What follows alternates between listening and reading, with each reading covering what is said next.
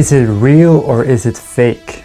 Today we're going to talk about guru vs actor. Is this just a performance or is this really who they are? We're going to go deep into it today. I think this is going to be an interesting topic for you, so stick around.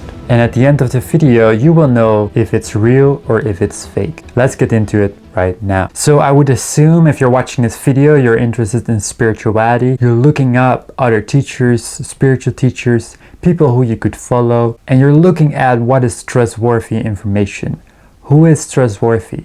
Who to listen to? And by trusting the wrong teachers myself, I have looked at what is really going on. Because are you facing someone that's just doing a spiritual performance? Is spirituality just a performance? Or is there something real? I think if you're interested in spirituality, you're interested in the truth. You want to know the truth. You want to know the truth about life, about reality, about yourself. And nothing could be more disturbing than some fakeness coming along in this path. Someone lying to your face, and not only your face but everyone else, and you having to deal with that. Now we know that empaths attract narcissists, narcissists attract empaths. There's no better place for a narcissist to plant its roots in a spiritual community, because this is where he can manipulate better than any other place. This is the place where all the empaths are. And guess what? Narcissists and empaths, they attract each other. Now, I'm not saying that every spiritual teacher is a narcissist. I'm not saying that every spiritual teacher is wrong. I'm not saying any of these things. I just want to look at the reality of spiritual teachings, because at the end, what matters? At the end, it matters that you find someone trustworthy, even if that's just you, yourself. If you cannot trust any other teacher, then at least trusting yourself. There should be something that you could trust and rely upon. But then you go to the authorities and you look at the spiritual teachers, and maybe what you start to see is a little bit of fakeness. You ask questions to a teacher, but he's dodging the question. He's not getting to the root of it. He might be pretending to be bigger than he is. He might be using his authority and power position to get whatever he wants. And due to money being such a taboo topic in the spiritual community, being a volunteer is something that comes very naturally in spiritual places where people are willing to do work for free. And what you sometimes realize is that some of these places, they have pyramid schemes where there are a lot of people working for free for one guru or person or spiritual teacher. So can we act real? Can we act real and not have this fake personality coming forward where you're stepping into the role of a teacher, but that's not just a teacher like in high school. Now it's a teacher that is almost like God. So instead of bowing down to a God, you're bowing down to a teacher. You're bowing down to a human. And maybe this human teacher starts to dress like a god, starts to wear robes, starts to wear things that make itself seem prestige, makes itself seem bigger than everyone else. What you also see with spiritual teachers is that they talk very slowly with a lot of breaks. The idea would be that you're being present and that you're present in what you're saying, and that it helps to get people into meditative space. But how much of this is not just a power game of coming off like you're some alien from another world and you're not just human? Or sometimes when a spiritual teacher comes on stage, it's like it's walking super slowly getting into the chair, not speaking for minutes long, and then a little bit of talking like this. It's an act, it's a show. It's not reality. Reality is you coming just on stage, sitting on your chair, just talking normally, not trying to pretend you are like a god. And I wouldn't say this is 100% the guru's fault. I wouldn't say this is 100% the fault of a guru. It's also a cultural thing where we put others above ourselves, where we are bowing down to a human instead of to God itself. We're bowing down to someone that's imperfect, someone that still has problems, someone that still have issues. Even though you might say that person is enlightened, doesn't mean they're perfect, doesn't mean they have no problems at all. You're bowing down to imperfection. You're bowing down to something human. And it's fine if you knew it was human, but you project a god on that person. And if you're not talking slowly, and if you don't wear a robe, and if you don't put yourself on a pedestal, you're not even considered a guru. This is part of being guru. Being a guru right now means that you're a god.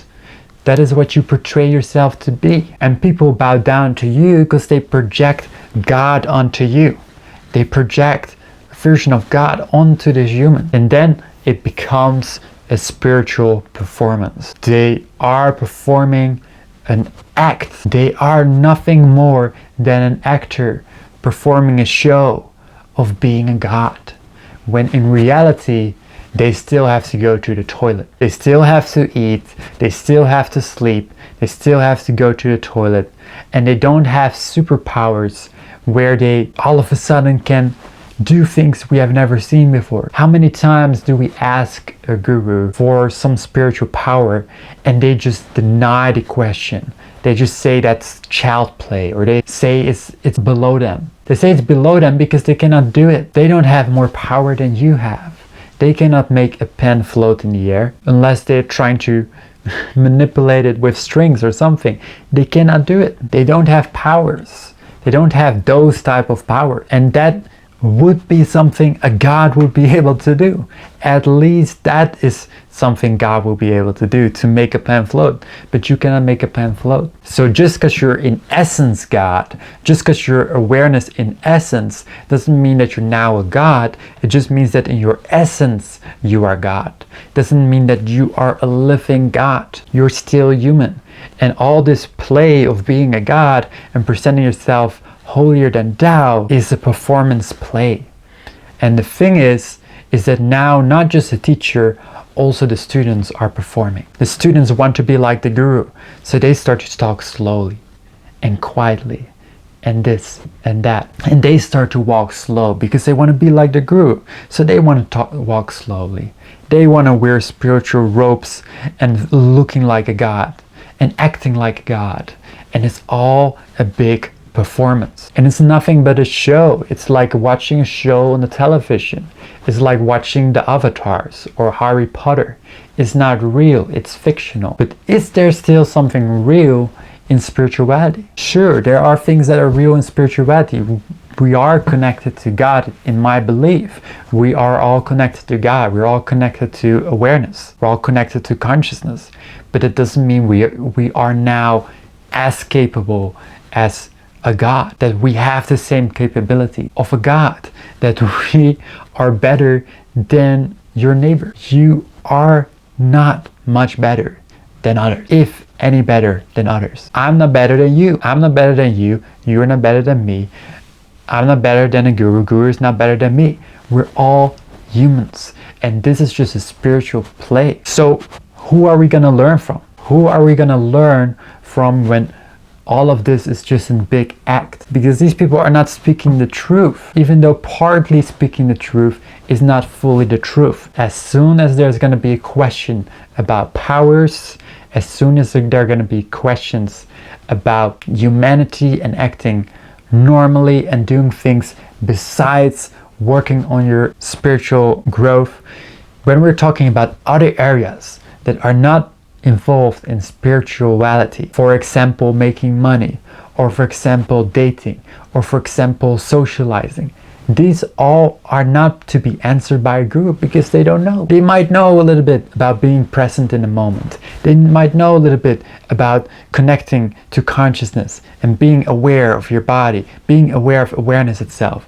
All of that they might be aware of, but that doesn't mean that they're now good at helping someone to make money, that they're now good at helping someone to find a partner. All of these things are different areas. All of these things are not at all to go to a guru too. A guru can help you maybe with spiritual growth, but that doesn't mean they can help you with the rest of your life. And therefore, we cannot put these people higher than ourselves. We cannot say they're higher than us. We cannot make them be in this authority position when they are just like us. When they are just like us. They also have hungry. They are also hungry when they don't eat. They also need to go to the toilet. They also cannot make a pen float in the air. They also have problems just like you. Doesn't mean that they deal with the problems the same way, but it still means that they are human. And we don't treat gurus like humans. The gurus don't treat themselves like humans either. So it's both from the people that bow down to them, as well as the guru himself positioning himself above everyone else. That is the problem. So it's both a problem of the student who puts the guru above him, as well as the guru portraying himself as above the other people. And we blindly follow. We want it to be true. We don't want to question, because somewhere we deep down want these gurus to be real. We want them to be actually like a god. And therefore we have this desire to become enlightened, because we want to be like a god. We want to be like we're the greatest ever. But we're not. We are just humans. I'm just human. You are just human. We're all just human. We have a human part and we have a being part. We're also human. Yes, you have this being part. Yes, you're connected to God. Yes, but you're also human. And when you forget that you're human, you think you are God. Now you're starting to act from a place that becomes almost narcissistic. This is also, they have a saying that says spiritual narcissism, which just means that you feel nothing human applies to you anymore. You feel that you're no longer human, so nothing of the human things like making money applies to you anymore. And some people might see this and think, oh, it's just a small act, or oh, it's just a way to be present, or showing how you could be present. But I don't feel it's a way to be present. I don't feel like this is how you act normally. You don't act normally like this. You're doing it in order to gain power, in order to gain authority, in order to gain credibility. All of this is done to get you into the frame of the guru. It's not done because it just makes you more present to the moment. That's not the reason why this is done. This is done in order to be controlling the frame. And you start to see that these people that surrounded by these gurus starting to feel like they're in some type of group think. They think in their own way. They think in their own group. It's like a little tribe and a tribe leader. When you go to a tribe in Africa or wherever, you have one tribe leader, and then you have all the other people, and they're all acting the same. They're all doing the same. It's the same thing with these spiritual people. They're all trying to dress and act and do this spiritual act, and it has nothing to do with growing inside. It all has to do with, look at how spiritual I am. It all has to do with flexing how spiritual you are. Who gives a shit? I don't care if you're spiritual. I don't care if you're not spiritual. All of this doesn't matter. What matters is, are you happy? Are you joyful? Are you enjoying your life? If you're not, that is something that might matter. All this flexing of this spiritual, like how spiritual you are or what spiritual thing you can do, that's all a play. It's all a game, and it's all about power, getting into a power position, getting into a leadership position. And you almost have to do this in order to gain authority in the spiritual niche, because if you want to gain authority in the spiritual niche, the only way to do that is to become like some type of spiritual actor and perform. Instead of making these videos, I could just go and make a video like this. Hello, namaste, welcome, by this video. I'm so happy you're here. Take a seated position and close your eyes like this. I could do that all day long. I could do that all day long like this, and it's nothing but a performance. That's not how I wake up. That's not how I go through my day. That's not how I talk naturally. It's a performance. And therefore anyone, even a psychopath, could just do this. And that has been done by Bentino, who is more or less a psycho. The spirituality is not just a performance, but in the spiritual community there's a lot of performance. There is a truth in spirituality. There's a truth in consciousness, in this exploring of consciousness. But that doesn't mean that you're now a god and you're not human. You're human. You're not a god. You have a body. You have a mind. You're not able to live like a god. You're able to live like a human. You can only connect to your God self, which is your essence. And therefore you don't need the teachers. You don't need to listen to me. You don't need to listen to any other teacher. You're the authority. You have the authority. You can find your own spiritual path. Find your own path. Don't look at other teachers. Don't look at me as someone to follow either. Look at your own authority. Look at your own power and stop externalizing the power and bowing down to people. These are just people. They're all just people. Stop bowing down to people. Start bowing down to the God within you. Start connecting with the God within you. You don't need to connect to any other teacher. Connect to yourself. That's where it's about. And then let go of all this spiritual play. It's also so exhausting to listen to people that do all these spiritual performances, and it's also exhausting for people to perform like this because it's not authentic. It's not who you really are, and we're denying this human part of us, what is not healthy. It's healthy to be human. It's healthy to say fuck sometimes, or it's healthy to do some stuff that's just human, that a god would never do. You can do because you're human. So enjoy it. Love it. Love being human. Don't see this as less sacred. Don't see it as something we should avoid, or it's all is ego or whatever. It's not all ego. It's just human. So I've had enough of these spiritual teachers. I've had enough of these spiritual gurus, and that's why I'm making this video, because all that I see is just a performance. They're dodging the important questions. They're not honest at all about a lot of subjects in their life. They're not honest that they don't know anything about money, or that they don't know anything about relationships, or that they don't know anything about certain topics in their life. In most cases, they know very little about anything else than spirituality.